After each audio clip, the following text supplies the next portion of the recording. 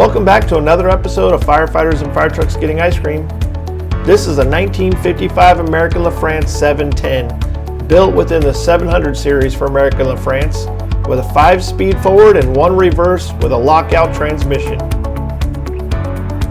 She has a 1,000 gallon per minute pump, originally had only 100 gallons in the water tank until modified up to 400 gallons. This rig, proudly numbered as Engine 6, was the last open cab ordered by the city of Reno. Reno Fire Department does a great job maintaining their history by restoring their old rigs. In Season 1, we were able to use Engine 3, which is a 1961 900 series American LaFrance, for the Paul Strong episode. Hopefully we'll be able to drive Engine 1 someday as well. Stay tuned for another great episode of Firefighters and Fire Trucks Getting Ice Cream.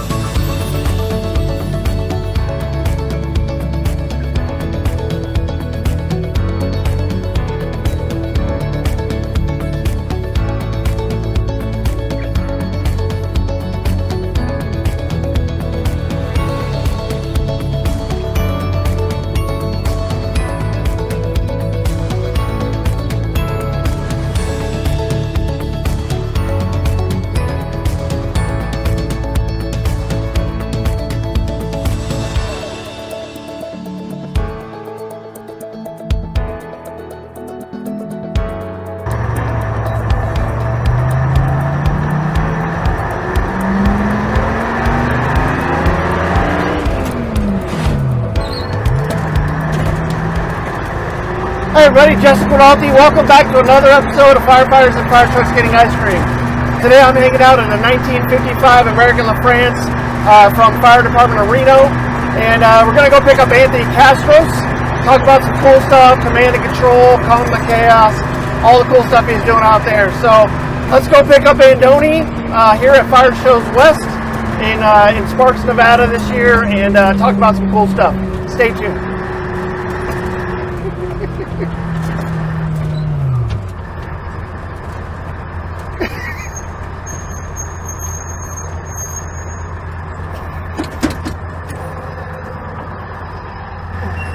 What's up, man? Hey, brother.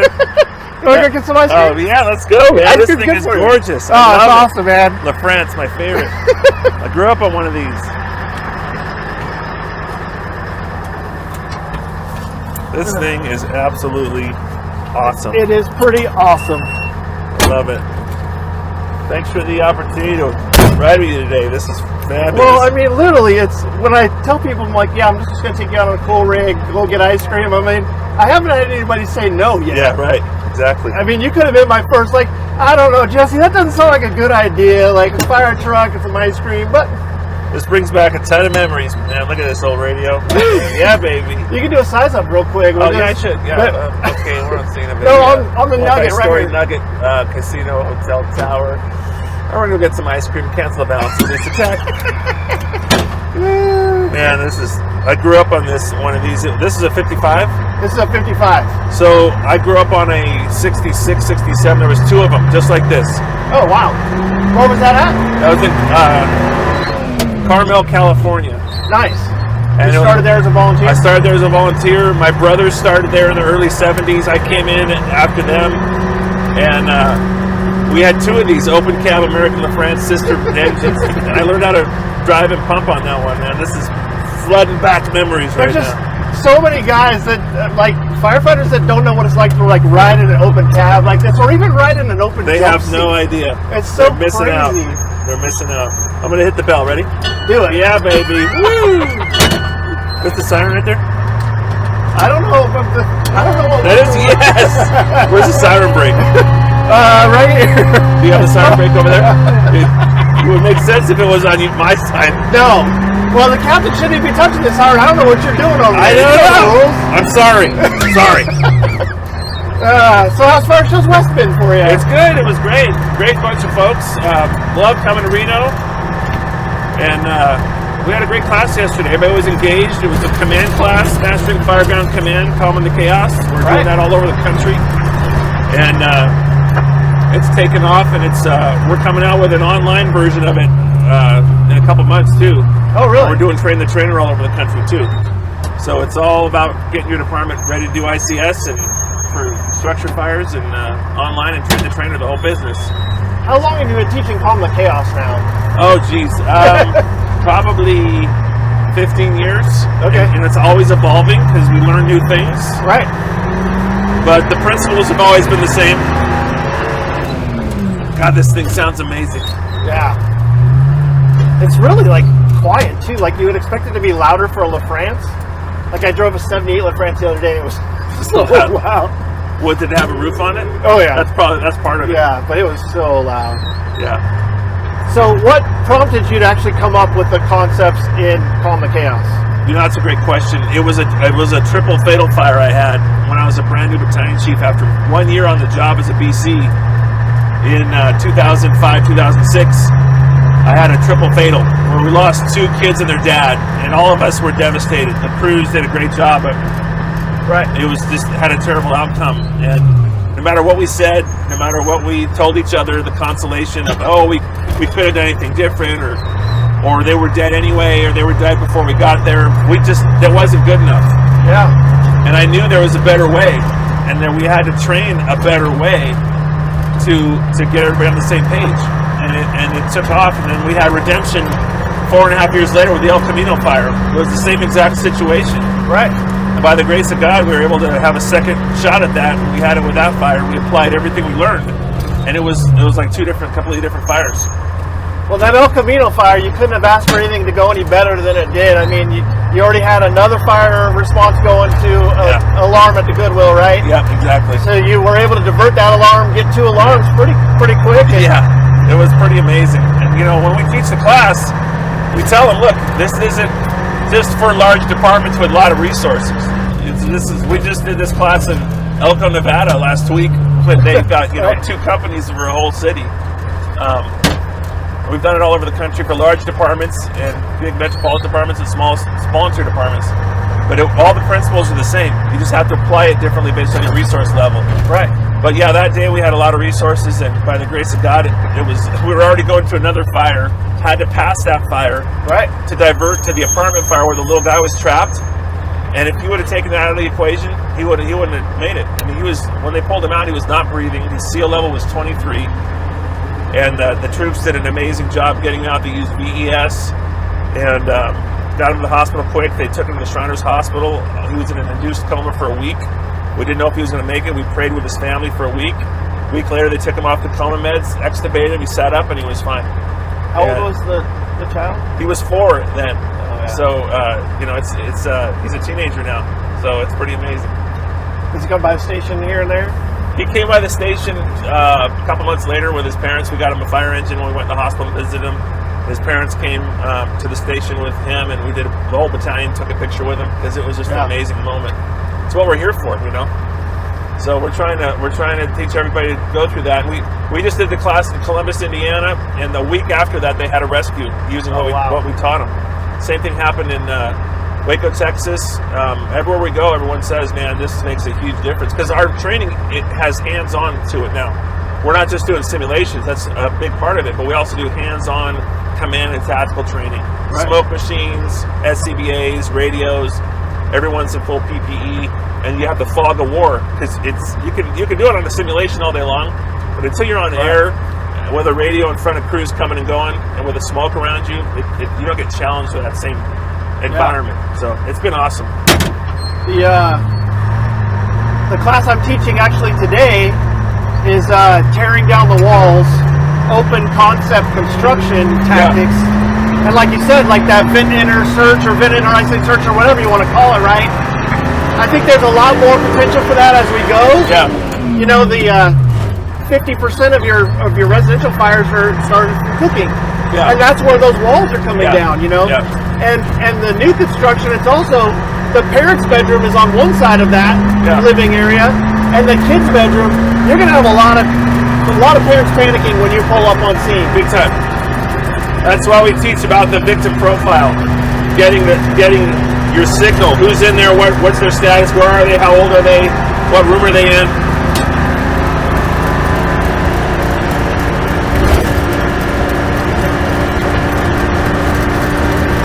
So besides, working through the rescue process and the vendor search, you hone in on the 5, right? Yeah, NIOSH Five. So Yeah. tell us about the 5.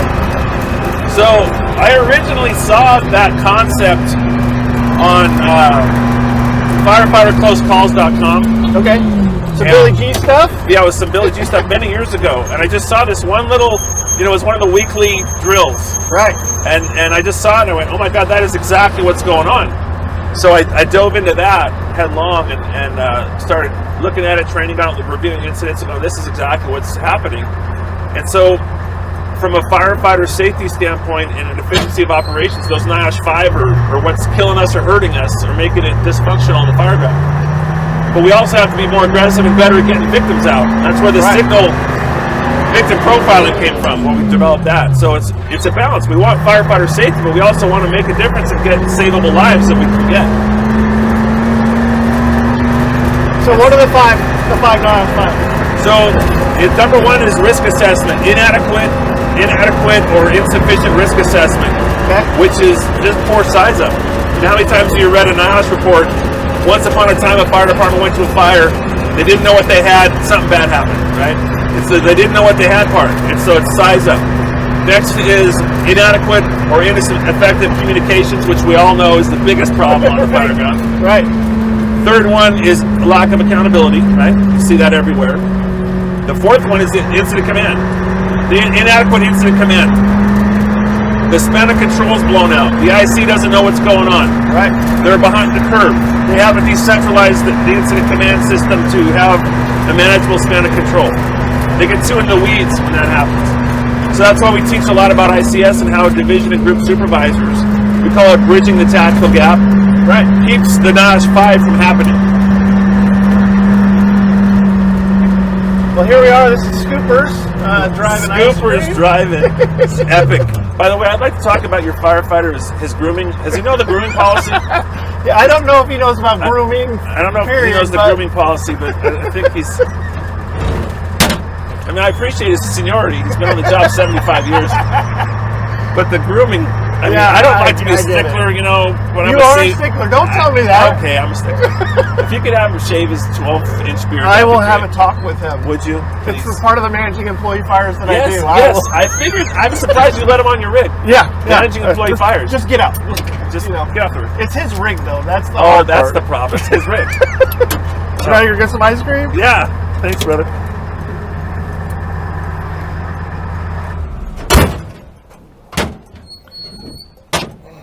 So you got to get some shots of our owner, because that's the firefighter we're talking about.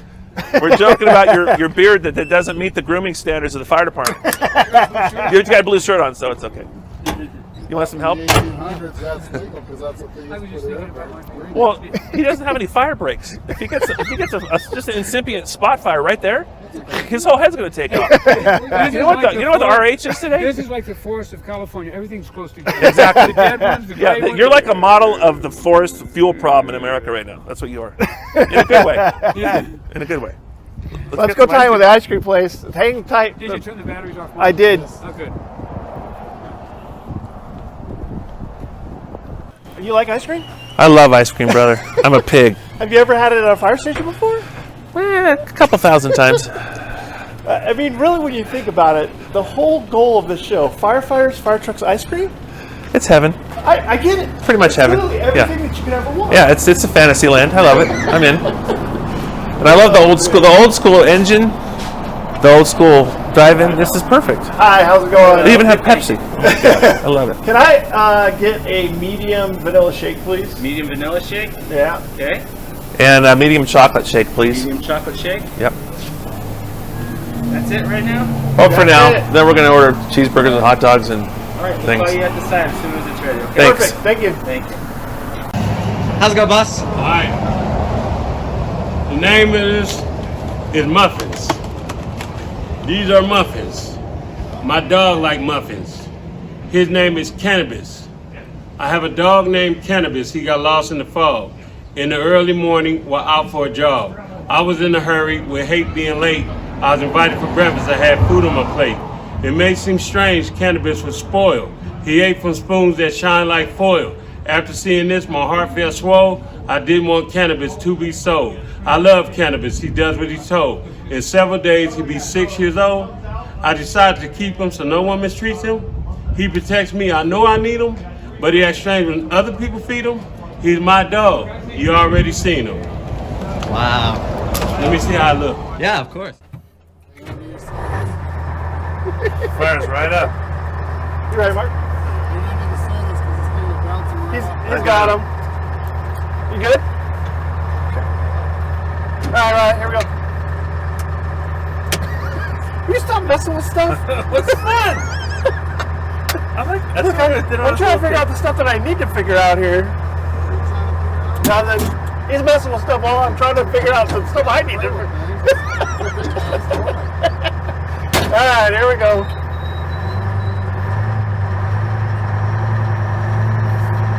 Smooth as And we're silk. off. Smooth as silk. I'll learn it by the time we get there.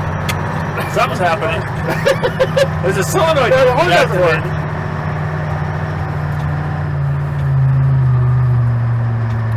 activated. Well. Good ice cream, good Great people, ice cream, good good conversations. times. Yeah. Sunny day. Yeah. Yeah, if you're Beautiful. going to have an open cab rig, you got to have a day like this. Gotta have a day like this. Fabulous. Love it. Cruise through Sparks, Nevada, 55. Can't go wrong with that. Nothing's wrong with this. This is heaven right here. So the funny thing is you brought up, well, thanks for letting me be part of your book. When you do know that you were the catalyst for me writing the book in the first place. Well, I've told this story on this show a couple of times, or on the Firefighter Book Club. I'm trying to remember where I told it, but it comes down to, I go, yeah. So I had Andoni out at my place for the 5-year anniversary of Red Helmet Training. We did a learning from leaders, yeah. and you were in November, right? Yeah. Right before the end of the year. And the best part is, I was telling you about the concepts of the strategy and tactics for employee fire stuff, and you basically said, Jesse, you need to write a book. And I said, Chief, I got a training company, I got the kids at home, I got shifts, and you looked at me with just a straight ass face and go, yeah, Jesse, I own a training company, I'm working shift, I got kids at home, and you literally just looked at me and said, you just need to stop, get off your ass and do it. And I went on duty for a couple of days right then for Thanksgiving for 4 days. And I told my guys holiday schedule, do whatever. I'm gonna start writing a book, and they just laughed. They just laughed, and I got the first chapter done, and from there on it was that was it. Awesome. I'm glad. It's going to be a great resource. Look at that monster thing. Look at that guy in the middle. That's a trip. Even just the cement trucks around here where they're kind of reversed like that, it's kind of crazy. It is. Well, I'm proud of you for doing it because it's not easy. It's a lot of work, but it's worth it, and it's going to help a lot of people be successful as officers, and help a lot of people that they're leading get through some tough stuff. Well, 5 years later, I'm almost done with it. I mean, honestly, I learned a lot just this morning. I was watching one of your previous episodes, and I learned some stuff just from watching that. So you're doing a lot of great work, brother. So keep it up. I'll have you on this, and then eventually we'll get you on the Firefighter Book Club too, and talk about your book, and it'll be good. Love to. I think the fire station's right up here, the headquarters somewhere too. Oh, wrong gear. Don't go to reverse. No, it's locked out to where I can't go in reverse. Oh, good. Supposedly. Hopefully. That's what they told me. Give her a little rev. There we go. Hey, that's third? Is that third? That's third. Yeah. I noticed you're skipping second. That's good, man. Well, I'm starting in second. Oh, you're starting second? Yeah, I'm starting there you second. go. Smart man. Second to third.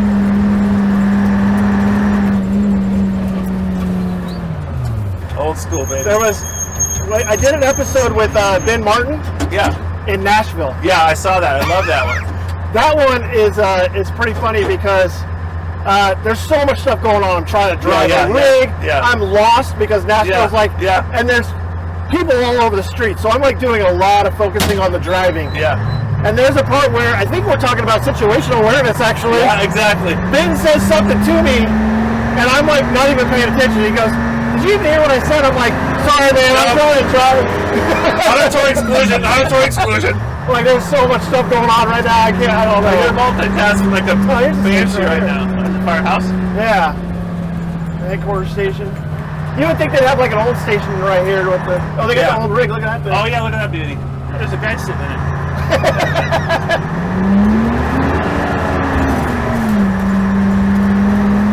Yeah, I was watching the episode with Ben. I was really impressed with his intoxicated. Oh yeah. Shit. I thought that was fantastic. I always say when I talk about Ben, I said Ben is one of those guys that makes me feel dumber and smarter at the same time. Exactly.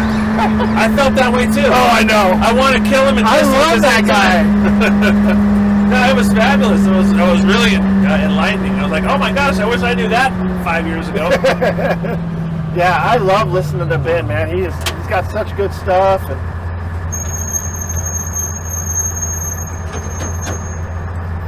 which way are you going? Are you crossing the street or no?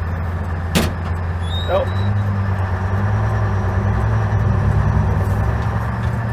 Hey, you found our way back. I don't know. It helps having two giant towers in the downtown Reno where it's flat.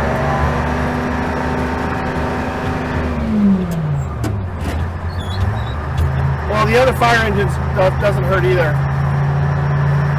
Yeah. It's nice to see some rigs for the rest of the conference.